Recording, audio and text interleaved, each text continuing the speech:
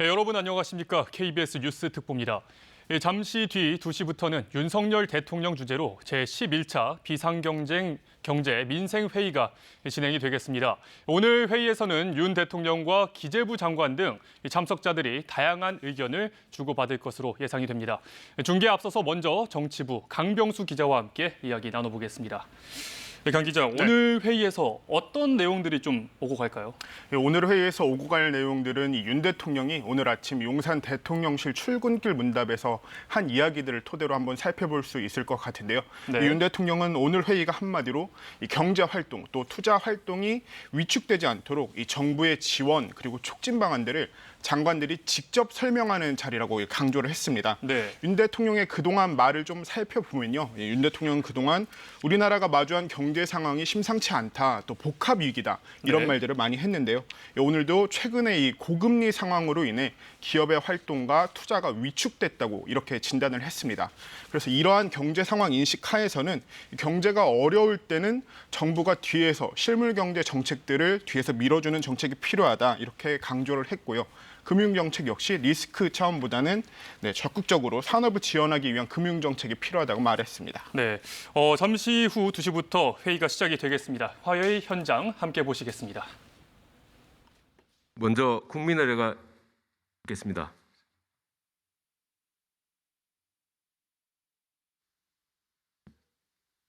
모두 정면에 있는 국기를 향해 주시기 바랍니다.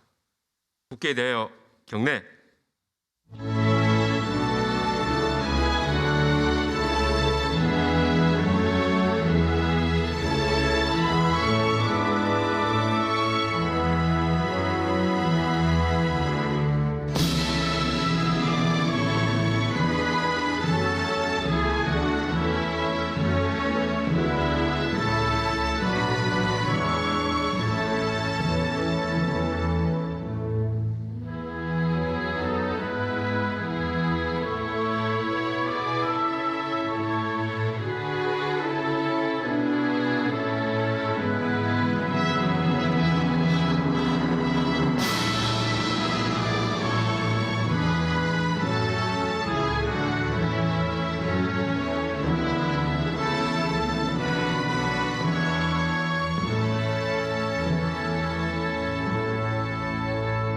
바로 모두 자리에 앉아주시기 바랍니다.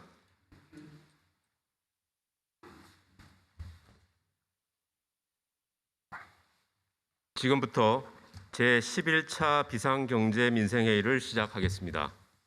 먼저 대통령께서 모두 말씀을 하시겠습니다.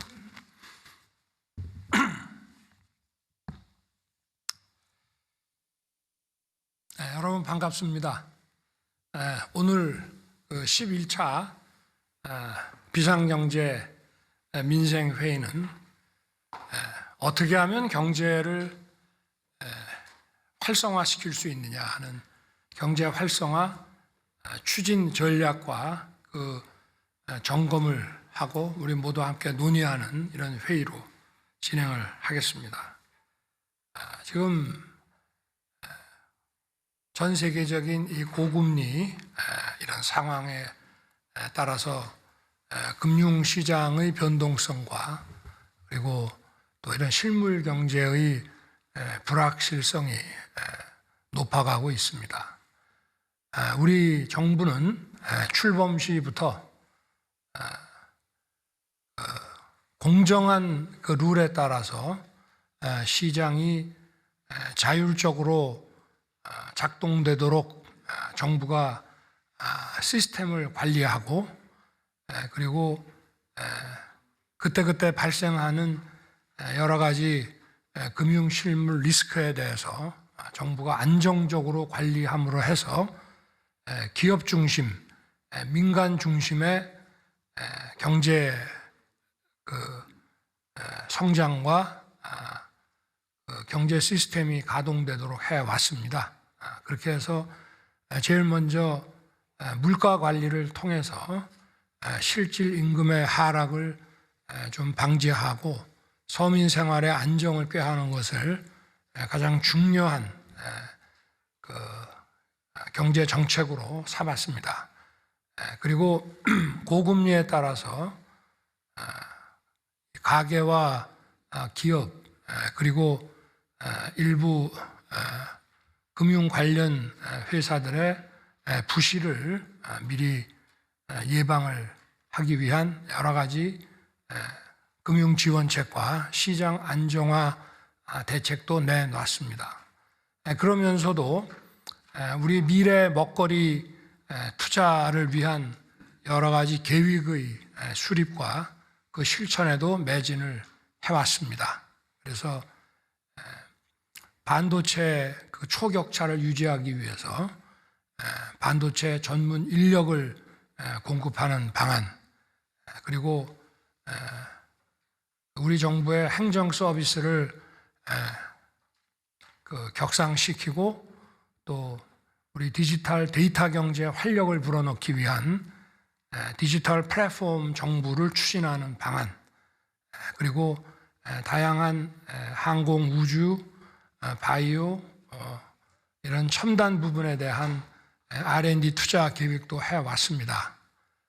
그러나 오늘은 실제로 현장에서 사업을 하고 계시는 많은 기업인들 입장에서 볼 때 지금 이 고금리로 인해서 이런 투자와 경제 활동이 위축된 가운데 활력을 불어넣기 위해서 정부가 어떤 정책을 가지고 있는지 또 계획을 수립해서 실천을 할지 궁금해하시는 분들이 많이 있습니다. 그래서 오늘 우리가 비공개로 쭉 해오던 이런 회의를 오늘은 언론에 공개해서 좀 이게 한 번으로 끝날 건 아니겠습니다만은 오늘 이거를 시청하시는 국민들께서 뭐 다소 미흡한 점이 있다 하더라도 우리 장관들께서 그동안 생각하고 준비한 이런 추진 전략들을 좀 잘 좀 말씀을 해 주시고 또 우리 부총리께서 좀 정리도 해 주시고 이렇게 좀 진행을 하고자 합니다. 너무 긴장하지 마십시오. 국민들께 진정성 있게 솔직하게 이렇게 하시면 될 것 같습니다. 그리고 아까 뭐 언론 보도를 잠시 보니까 제가 뭐 아주 우리 장관들을 골탕 먹일 질문을 막 던질 거라고 하는 얘기가 있던데 오늘 여러분 말씀을 잘 저도 국민과 함께 경청할 테니까 걱정하지 마시고 편하게 해 주시기 바랍니다. 네, 진행하시죠. 지금부터 회의는 경제수석 사회로 진행하겠습니다. 네, 안녕하십니까. 경제수석입니다. 그동안 아까 대통령께서 말씀하셨듯이 10차례 진행됐던 비상경제 민생회의는 대통령 모두 발언을 제외하고 모두 비공개로 진행되어 왔습니다. 하지만 오늘은 전 과정을 국민들께 생중계로 공개합니다.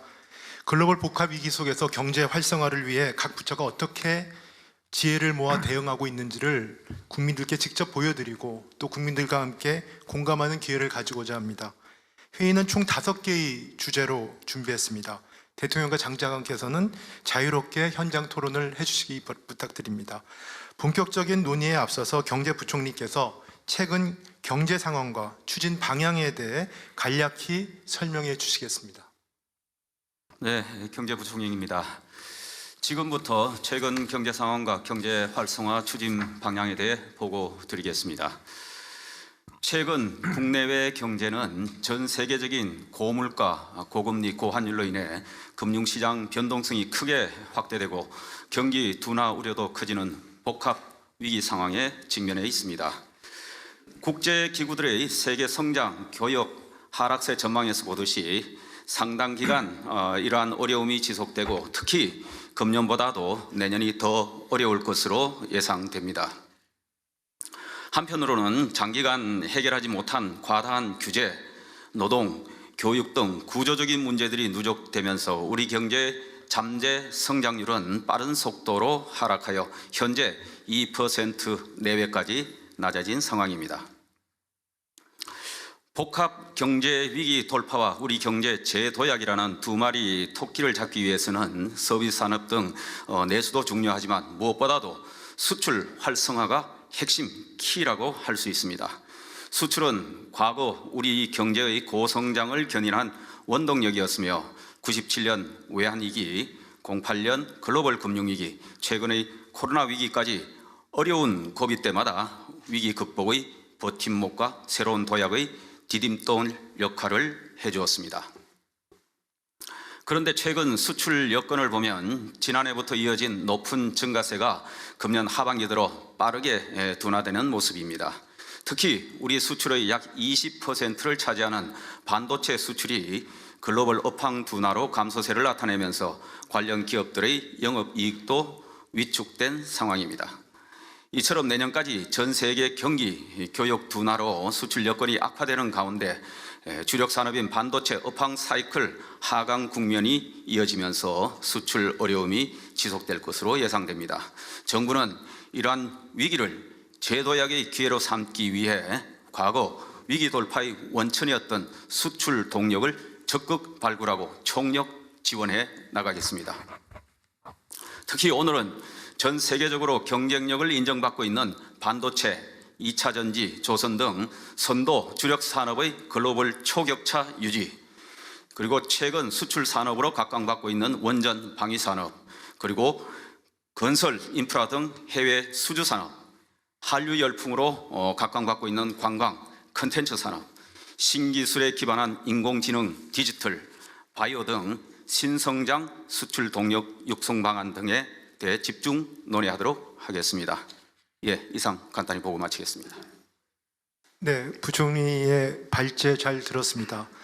이제부터는 이 발제 내용을 토대로 주력 산업, 그리고 해외 건설, 세 번째는 중기 벤처, 그다음 네 번째는 관광 컨텐츠, 다섯 번째는 디지털 바이오 우주 등 5개 분야의 활성화 추진 방안에 대해서 논의를 시작하겠습니다. 첫 번째 주제는 우리 경제의 주력 산업 분야입니다. 먼저 산업부 장관님, 우리 주력 산업이 업종별로 어떤 상황인지 일단 설명 부탁드립니다. 예, 산업부 장관입니다. 최근 우리 경제 여건은 상당히 투자와 수출에 모두 좋지 않습니다. 금리가 높고 환율이 높고 또 물가도 높습니다. 이런 조건은 투자를 제약하는 조건이 되겠습니다. 글로벌 시장 침체로 우리 수출 시장도 위축되고 있습니다. 그래서 지금 우리 산업이 직면한 수출과 투자의 환경은 전반적으로 좋지 않다 이렇게 생각을 할 수 있겠습니다. 그렇지만 업종별로 살펴보면 업종별로 상당히 좋은 업종도 있고 또 그렇지 않은 업종도 있고 골고루 섞여 있다고 보여지겠습니다. 반도체나 철강이나 석유화학 등은 글로벌 수요 감소와 또 물가 가격 하락으로 상당히 좋지 않은 상황인 반면에 2차 전지나 자동차나 조선 같은 산업들은 글로벌 환경이 상당히 좋은 편입니다. 따라서 중요한 것은 전반적으로 투자 수출 환경을 개선하면서 업종별 맞춤형 전략을 저희가 마련하는 게 필요하다고 생각합니다. 네, 그동안 우리 경제의 버팀목이었던 반도체 산업이 최근 어렵다고 하셨습니다. 과거에도 어려웠던 시기가 있지 않았습니까? 이 반도체 산업은 말 그대로 호황과 불황이 교차하는 그런 사이클 산업입니다. 지금은 우리가 하강기로 진입하고 있습니다만은 여전히 우리 수출의 버팀목이고 또 상당히 중요한 핵심 산업이라 할 수 있겠습니다.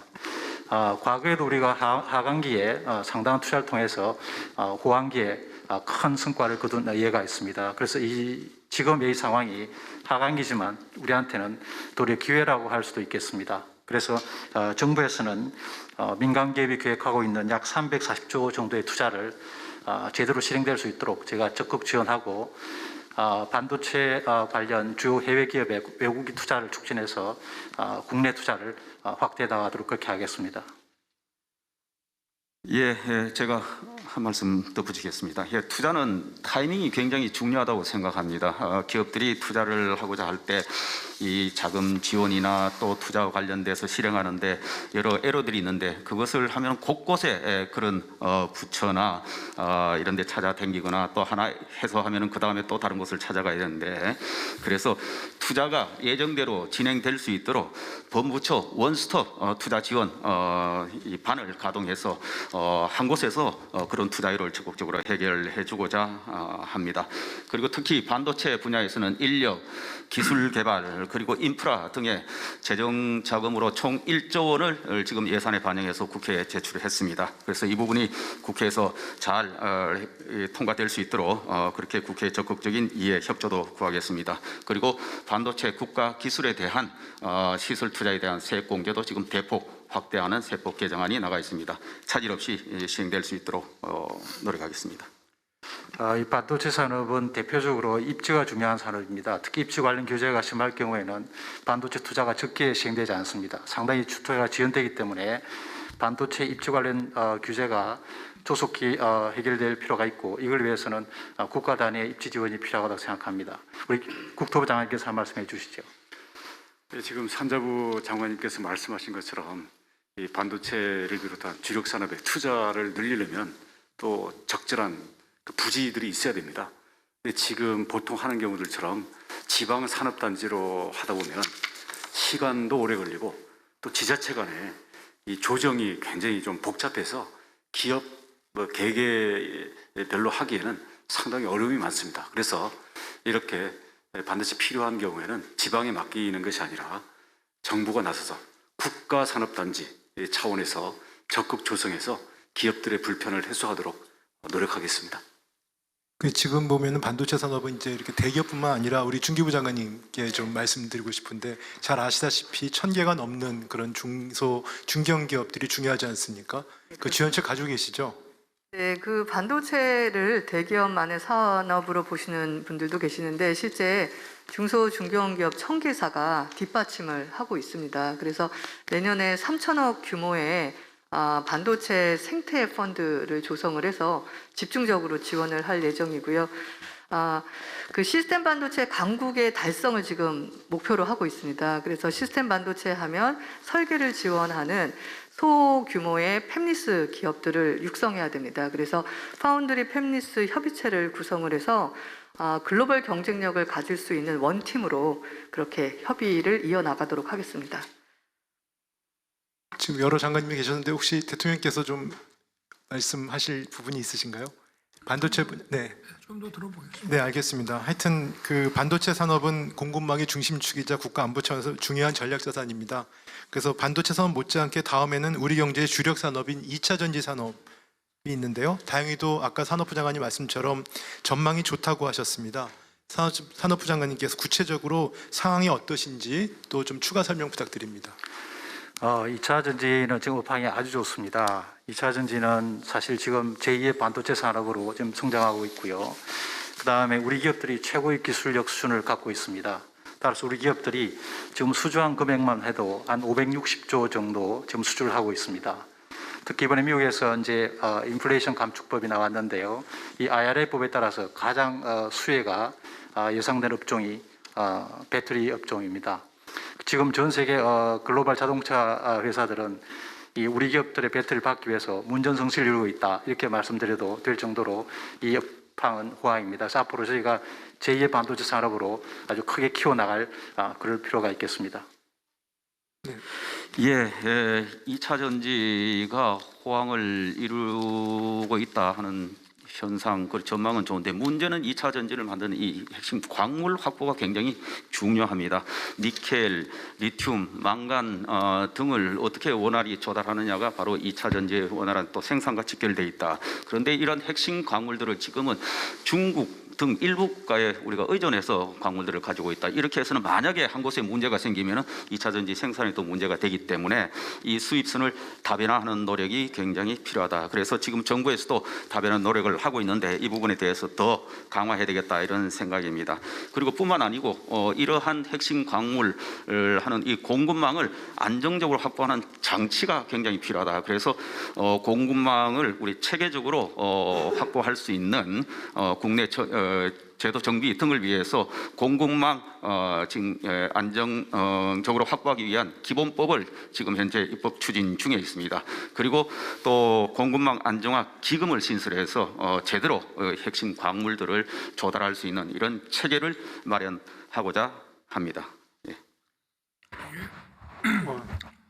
캐나다, 호주, 또 인도네시아 그 정상들을 만날 때도 이 핵심 광물에 대한 그 공급망에 대한 협조도 구하고 이렇게 했습니다마는 거기서 생산한 광물을 우리가 사오는 경우도 있지만 광산 자체를 우리가 매입을 해서 개발을 하고 이렇게 하는데 또 시간이 많이 걸리기 때문에 이게 적시에 그 공급을 하기 위해서 공급망 안정화를 위한 이런 그 다양한 그 종합적인 대책이 필요할 것 같습니다. 중요한 거는 시기 아니겠습니까? 그리고 전 세계 그 공급망 광물별로 이런 산지 이런 것들을 지도로 전부 잘 준비를 해가지고 현재 거래 상황이라든가 생산 상황 이런 것들을 철저하게 산업부가 좀 중심이 돼가지고 좀 준비를 해야 되지 않겠나 싶습니다. 좀 말씀하시죠. 네.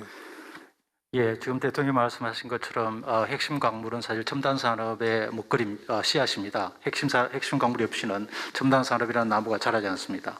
그래서 지금 정부로서도 캐나다나 호주나 인도나 이런 광물 자원 부국과 저희가 MOU를 체결해서 저희가 자원 확보를 하고 있고요. 그 다음에 지금 국내 기업들의 그 소재 부품에 대해서도 저희가 소부장 정책을 통해서 강력하게 지금 그 수입 대체나 국산 개발을 좀 추구하고 있습니다.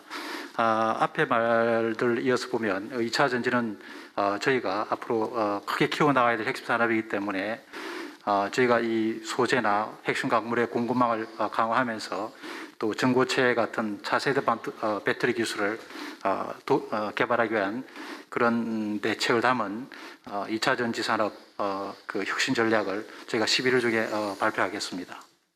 예, 그리고 저기 이 공급망 기본법 등 이 법 체계 마련과 관련해서 이번에 국감 등을 통해서도 보면은 여야 의원님들 할 것 없이 다수의 의원님들께서 이 부분에 전향적으로 관심을 보이고 있기 때문에 이번 정기국회 때 이 법 체계 만드는데 주력하도록 그렇게 하겠습니다. 네. 오늘 여기 외교부 장관은 안 나오셨지만 공급망 안정화에 또 중요한 것이 다변화라고 생각이 됩니다. 하여튼 우리 산자부에서 이 서플라이 체인에 대한 좀 구체적인 전략과 이런 아주 디테일한 이런 상황들도 다 좀 점검을 상시 좀 해주시고 다른 부처와 기업들하고도 이런 점들을 좀 공유해 주기 바랍니다. 네, 외교부하고 경제부처하고 또 같이 협력을 해서 또 좀 더 발전적인 방안을 좀 고민하겠습니다. 자, 그러면 이제 2차 전지 산업에서 조선 산업으로 넘어가겠습니다. 조선 산업은 다행히도 최근 호조를 보이고 있습니다. 근데 이제 업계에서는 뭐 금융이라든지 인력 지원 이런 부분에 대해서 이런 부분들이 수주 호황을 따라가지 못한다는 그런 아쉬움이 있습니다. 그래서 고용부 장관님 그리고 또 금융위원장님 그런 부분에 대해서 좀 답변 부탁드립니다. 네. 먼저 고용부 장관님 하시죠. 예, 고용부 장관입니다. 지금 조선업의 인력난이 심각한데 이 인력난을 해소하기 위해서는 새로운 사람이 그 산업으로 가게 하거나 그 산업에 있는 사람들이 일감이 있을 때 일을 할 수 있어야 합니다. 그래서 인력 부족을 해소하기 위해서 기존의 고용 인력이 특별 연장 근로를 저희가 180일로 확대를 했습니다. 아울러서 숙련 인력이 확보될 수 있도록 조선업 희망공제 등 정부의 지원 사업을 앞으로 더욱 강화해 나가겠습니다. 아울러서 외국 인력을 지속적으로 확대하면서 인력난이 심각한 조선업에 대해서는 고용 허가 발급 시 최우선적으로 인력이 배분되도록 하겠습니다. 네, 금융위원장입니다. 조선 수주가 원활하게 되려면 금융 쪽에서도 이제 RG 발급에 대해서 이게 차질 없이 지원이 뒷받침이 돼야 됩니다. 그래서 이제 일단 대형 조선사 이제 이 두 개에 대해서는 이제 금년 말까지 추가로 해서 각각 25억 불씩 RG 발급을 좀 준비하고 있고요. 근데 이제 중소 조선사에 대해서는 저희가 이제 정책금융기관을 통해서 RG 발급 때문에 수주가 어렵다는 말이 안 나오도록 저희가 각별히 신경 써서 대처하겠습니다. 조선산업에 대해서 한 말씀 더 드리면 조선산업이 사실 작년 이후에 저희가 수주 물량이 어마어마하게 늘었습니다. 그래서 앞으로 상당 기간 동안 저희가 일감을 확보한 상태입니다.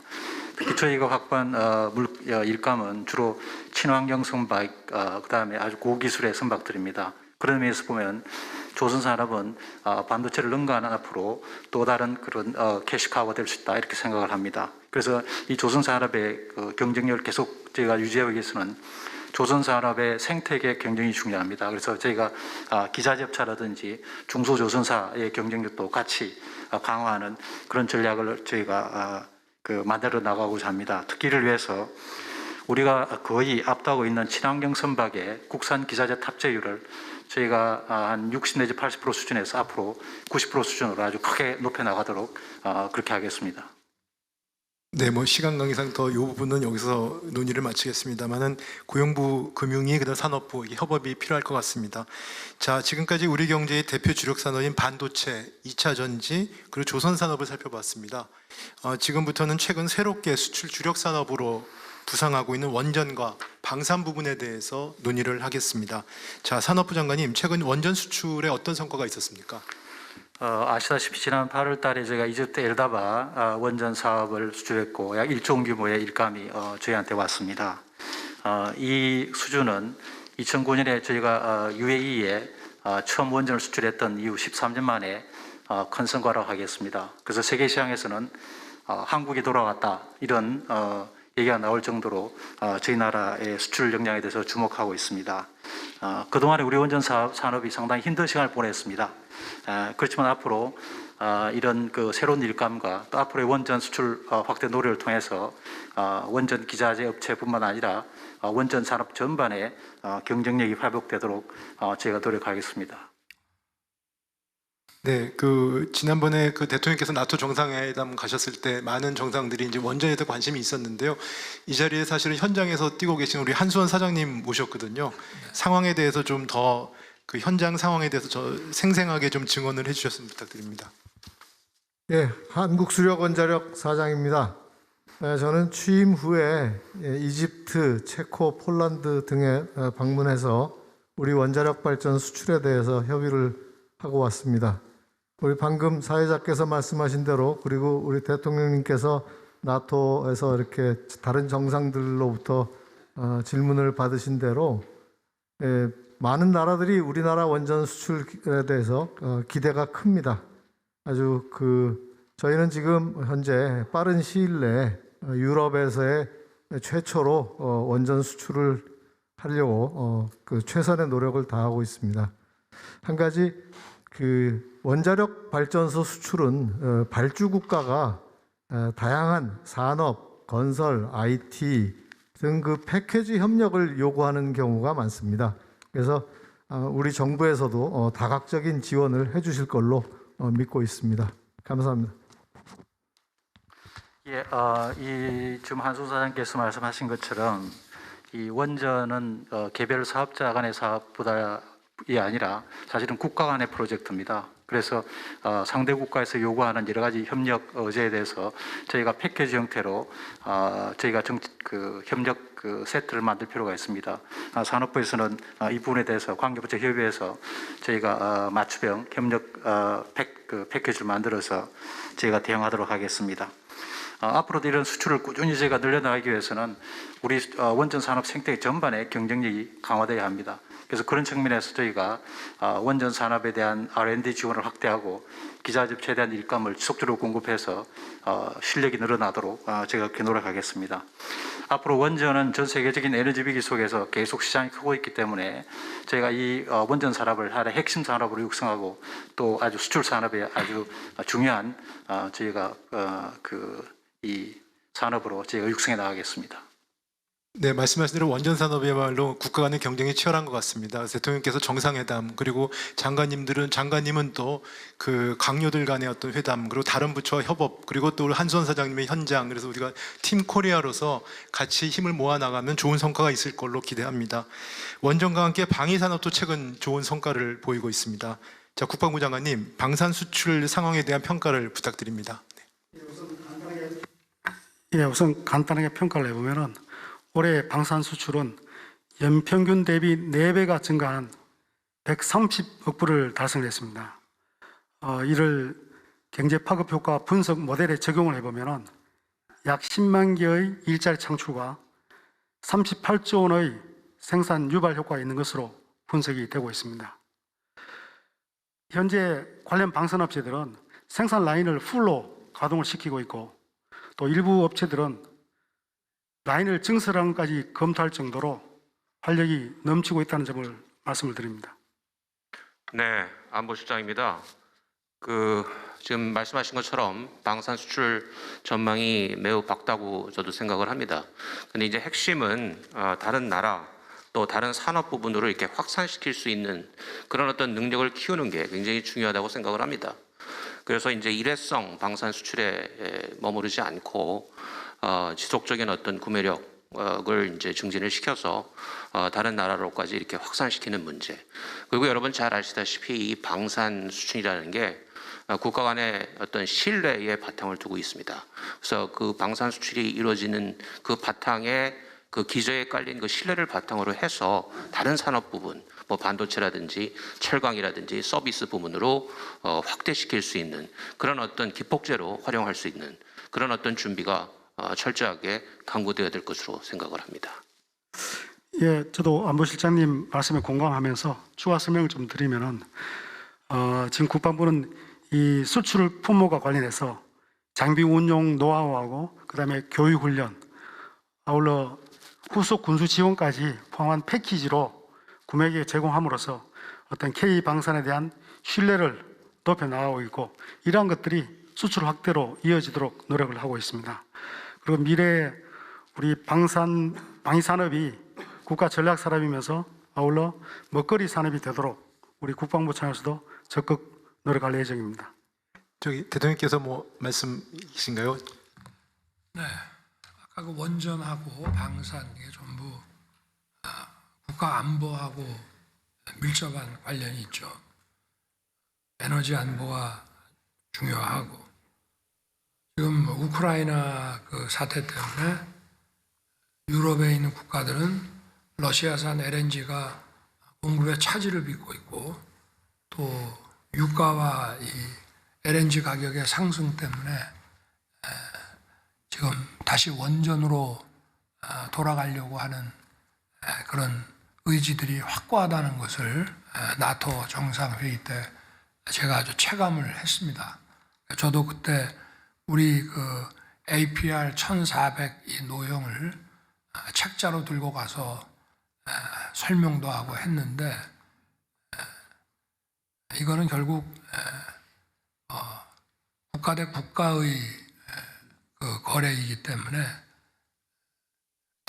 한수원과 또 정부가 함께 나서서 이 수출을 추진하면서 이게 또 방산이라든가 또 원전의 그 운영 노하우까지 전부 하나의 그 패키지로서 가는 경향이 있기 때문에 우리 예를 들면 폴란드, 체코 또 중동에 있는 국가들이 원전하고 방산이 이렇게 한 세트로 가면서 우리가 원전을 수출하고 나면은 그 원전 운영 매니지먼트 하는 것까지 기대하고 있습니다. 그래서 아주 그 정밀한 그런 전략이 필요하다고 보고 있고요.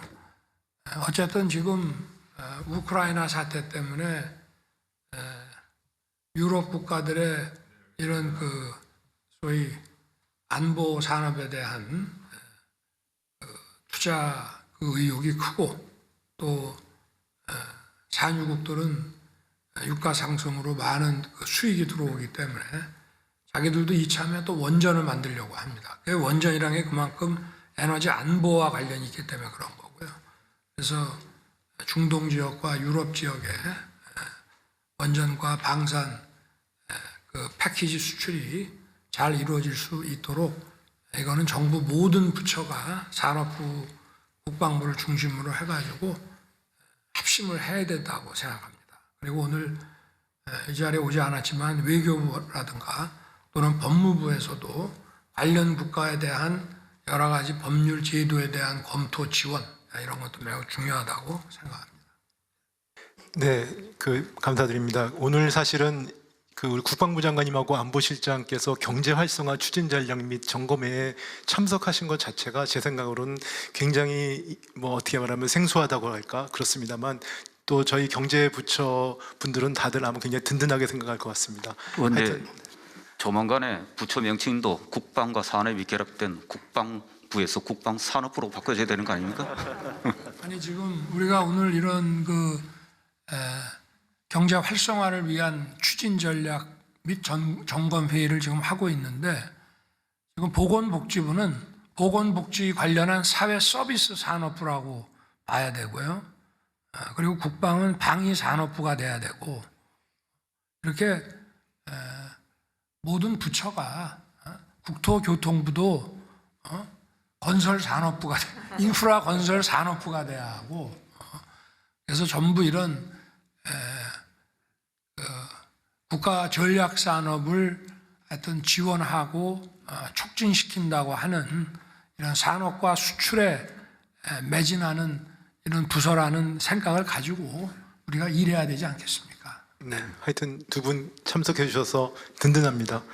자, 그럼 이제 주력 산업에 대한 논의는 이걸로 마치겠습니다. 다음은 최근 고유가로 제2의 중동붐 가능성이 커지고 있는 해외 건설 분야에 대해서 논의하겠습니다. 자, 주무장관이신 국토부 장관님 어떠한 전략과 또 포부를 갖고 계신지 밝혀주시기 바랍니다. 국토교통부 장관입니다. 최근 국제 기름값이 많이 올라서 돈은 석유 자원국으로 몰리고 있고 또 그 지역에서는 건설에 대한 수요가 빠른 속도로 올라가고 있습니다. 이럴 때 이것을 우리는 기회로 삼아서 적극 해외 건설에 진출할 때인 것 같습니다. 우리 연간 수주 500억 불 그리고 세계 4위 건설 강국을 목표로 저희들이 뛰겠습니다. 이를 위해서 그동안 개별 기업들끼리 과당 경쟁하던 그런 경우도 있었는데요. 이제는 민간 기업들과 정부가 함께 한 팀으로 수주전을 펼치겠습니다.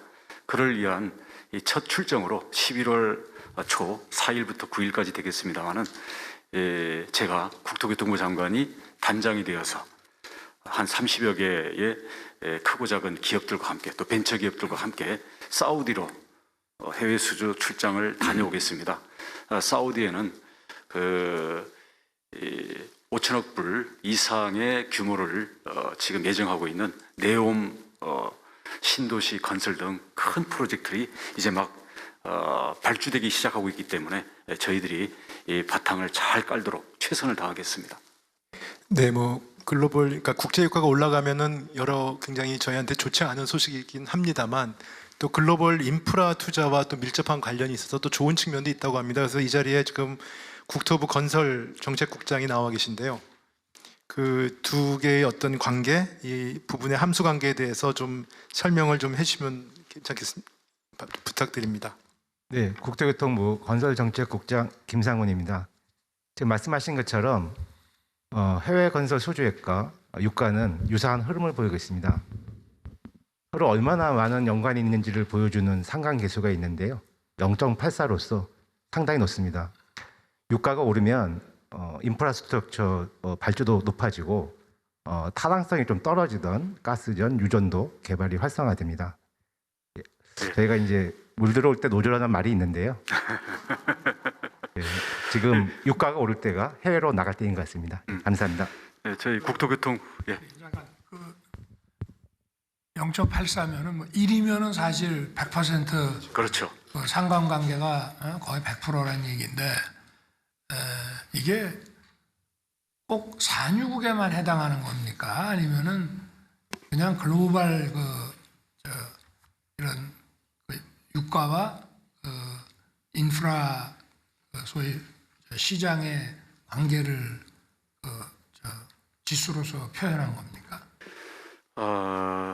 우선 이 유가랑 전체 그 건설 수주랑 그걸 잡은 건데 개수 자체는 근데 지금 석유가 많은 나라뿐만 아니라 가스는 물론이고 아까 인도네시아처럼 니켈이 많은 나라 자원 부국들이 우선은 요새 붐이고요. 또 하나는 우크라이나 전쟁을 비롯해서 전후 재건 사업이 있는 나라들도 큰 그런 이 건설 인프라에 대한 수요가 올라오고 있습니다. 우리 건설국장께서 지금 그 상관 관계를 말씀을 주셨는데 아무리 그렇게 인천 앞바다에 물이 들어와도 곶부가 없으면 못 마십니다. 그럼 전략이 필요한데요. 아까 우리 한수원 사장님께서도 말씀하셨습니다마는 요즘은 가서 건설공사만 따로 이렇게 주는 게 아니라 패키지로 수주 경쟁을 붙입니다. 근데 한국이 괜찮습니다. 왜냐하면 지금 잘 나가고 있는 원전, 방산, 거기에다가 IT, 기타 등등 전 세계가 한국의 것을 부러워하는 이런 부분들을 묶어서 패키지로 제시하면 수주 경쟁력이 높아질 수 있습니다. 그래서 우리가 따로따로가 아니라 기업과 정부, 여러 산업 분야가 한 팀이 되어서 우리 총력전을 펼쳐야 될 때라고 생각합니다. 그리고 그동안에도 보면 그 개별 그 해외 건설사들이 가서 열심히 했지 않습니까? 근데 보면 저가 수주도 있었고요. 우리끼리 너무 지나친 경쟁을 하다 보니까 수익성이 떨어져서 지금 대금을 못 받고 돈을 띄인 데들도 몇 개 있습니다. 이제는 그런 단순 수주를 중국이나 인도 등 이런 저임금 국가들하고 경쟁할 게 아니고 설계라든지 기획 또는 PM이라고 프로젝트 관리 이런 부분들 부가가치가 높은 데를 집중 공략해서 수익성을 저희가 올릴 때라고 봅니다. 근데 그러려면 단순히 공사만 따는 게 아니라 금융 지원 내지는 투자도 같이 들어오라고 요구하는 경우들이 많습니다. 그러다 보니까 우리 경제부총리님께서 이 해외 건설에 대한 이 패키지 금융 지원과 투자에 대해서도 적극적인 관심을 가져주셔야 되고요. 또 막상 과거에는 우리 중동 근로자들이 나가서 돈을 벌어왔는데 요새는 인력은 다른 나라 인력을 현지에서 쓰는 경우가 많고 그런데 그러다 보니까 주 52시간 노동이 해외 건설에도 적용이 되다 보니까 그 나라는 노동 시간이 다른데 우리나라만 일찍 퇴근해야 되는 이런 문제가 있어가지고 사업 진행이라든지 수주 경쟁에 심각한 문제가 되고 있습니다. 그래서 이것들은 우리 큰 이 근로자들의 그 권익을 침해하지 않는 범위 내에서는 현지 사정에 맞게 좀 알아서 하게끔 좀 자유를 주어도 되지 않을까. 근데 이 부분은 고용노동부에서 어떻게 해줘야 문제가 풀리기 때문에 우리 두 부처의 적극적인 공조가 필요합니다. 고용부 장관님께서 좀 좋은 아이디어가 있습니다. 네, 지금까지 회의 현장 함께하셨습니다. 회의는 3시 20분까지 이어집니다. 이어지는 회의 내용은 4시 사사건건과 뉴스를 통해 전해드리겠습니다. 시청해주신 여러분 고맙습니다.